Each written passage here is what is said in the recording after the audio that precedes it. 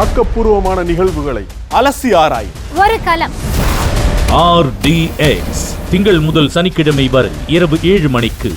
திருப்பூர் வடக்கு சட்டமன்ற தொகுதியில் எதிர்க்கட்சித் தலைவர் EPS பிரச்சாரம் மேற்கொண்டு வருகிறார். அந்த நேரலை காட்சிகளை பார்க்கலாம். தாக்கப்பட்டு அவர்களை கொலை செய்யப்பட்டிருக்கின்றார்கள். அவருடைய உடைமைகளை திருடப்பட்டிருக்கின்றது. இந்த ஆட்சியுடைய லட்சணம் என்ன என்பதை நீங்கள் எண்ணி பார்க்க வேண்டும். ஒரு அரசாங்கம் ஒரு பிரச்சனை ஏற்படுகின்ற பொழுது விழிப்போடு இருந்து அதை தடுத்து நிறுத்துவதற்குண்டான நடவடிக்கை மேற்கொள்ளப்பட்டிருந்தால் இப்படி முதியோருடைய விலை மதிக்க முடியாத உயிர்களை காப்பாற்றிருக்கலாம். ஆனால் இந்த அரசாங்கம் எல்லாம் கண்டுகொள்ளவில்லை. அது மட்டுமல்ல, இன்றைக்கு இந்த பகுதி தொழில் நிறைந்த பகுதி, தொழிலாளர் நிறைந்த பகுதி. திருப்பூர் மாநகராட்சி, இந்த வடக்கு சட்டமன்ற தொகுதி, எல்லா பகுதியிலுமே தெற்கு சட்டமன்ற தொகுதி, இது எல்லாமே தொழில் நிறைந்த பகுதி, தொழிலாளர் நிறைந்த பகுதி. இவர்களுடைய வாழ்வு இந்த தொழிலை நம்பித்தான் இருக்கிறது.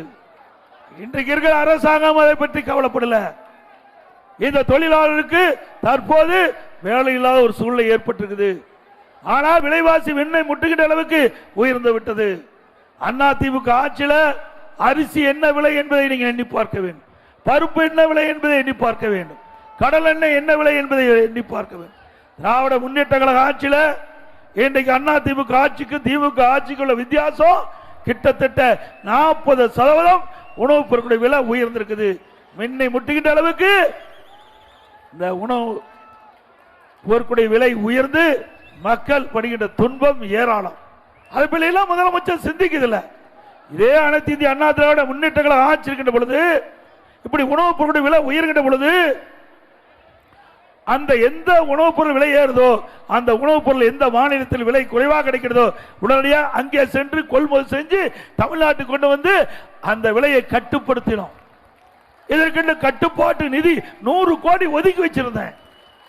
இது ஏழை மக்களே பிரச்சனை.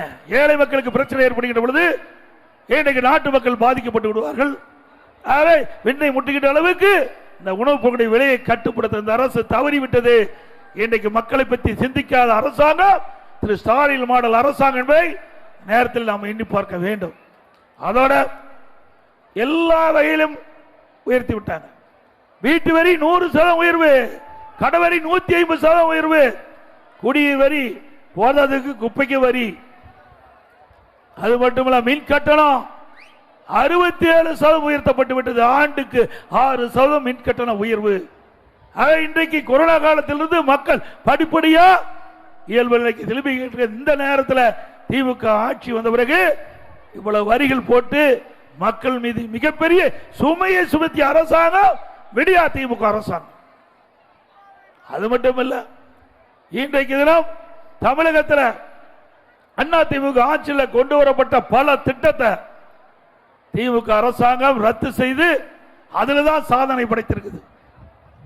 எனக்கு புதிய எந்த திட்டத்தை கொண்டாந்து சாதனை படிக்கவில்லை. இன்றைக்கு திருமண உதவி திட்டம், தாலிக்கு தங்க திட்டம், இன்றைக்கு நம்முடைய ஏழை குடும்பத்தில் பிறந்த பெண் திருமண வயது அடைகின்ற பொழுது பொருளாதார சூழ்நிலையின் காரணமாக திருமணம் தடைபடுகிறது. மாண்புமிகு அம்மாவுடைய சிந்தனையிலே ஒதுக்கப்பட்ட அற்புதமான திட்டம். அந்த ஏழை பெண்களுக்கு குறிப்பிட்ட நேரத்திலே திருமணம் நடைபெற வேண்டும் என்ற ஒரே நிலையில 26,50,000 திருமண உதவி திட்டத்தின் கீழ் நிதி உதவி வழங்கிய அரசாங்கம் அண்ணா திமுக அரசாங்கம். தாலிக்கு தங்கம் ஒரு பவுன் இன்னைக்கு 80,000 ரூபாய். அது அண்ணா திமுக ஆட்சியில் கொடுக்கட்டும். சுமார் 12 லட்சம் பேருக்கு இந்த திருமண உதவி திட்டத்தின் கீழ் பயன்பெற்றிருக்காங்க. 12 லட்சம் குடும்பத்தை வாழ வைத்த அரசு அண்ணா திமுக அரசாங்கம். அதையும் திராவிட முன்னேற்ற கழக அரசு வந்து ரத்து பண்ணி விட்டது. மீண்டும் அண்ணா திமுக ஆட்சி உங்களுடைய ஆதரவோடு ஆட்சி பொறுப்புக்கு வந்தவுடன் தாலிக்கு தங்கம் திட்டம், திருமண உதவி திட்டம் தொடரும். இந்த திட்டத்தின் வாயிலாக இடம்பெறுகிறவர்களுக்கு மணமகளுக்கு பட்டு சேலை வழங்கப்படும், மணமகனுக்கு பட்டு வேஷ்டி வழங்கப்படும்.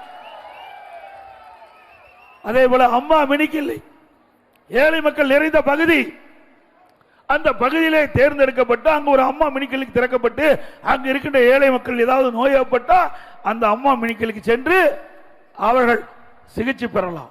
அதுல ஒரு அரசியல் நோக்கம். இது மிக சிறப்பாக செயல்பட்டு இருந்தது. ஆக இந்த திராவிட முன்னேற்ற கழக ஆட்சிக்கு பிடிக்கல. இது இந்த திட்டம் நன்றாக செயல்படுகின்ற பொழுது அண்ணா திமுக கட்சிக்கு நல்ல பெயர் வந்து வேண்டும் எண்ணி இன்றைய முதலமைச்சர் அந்த திட்டத்தை ரத்து பண்ணியிருக்கிறார். ஆக்கப்பூர்வமான நிகழ்வுகளை அலசி ஆராயும் ஒரு களம் RDX திங்கள் முதல் சனிக்கிழமை வரை இரவு 7 மணிக்கு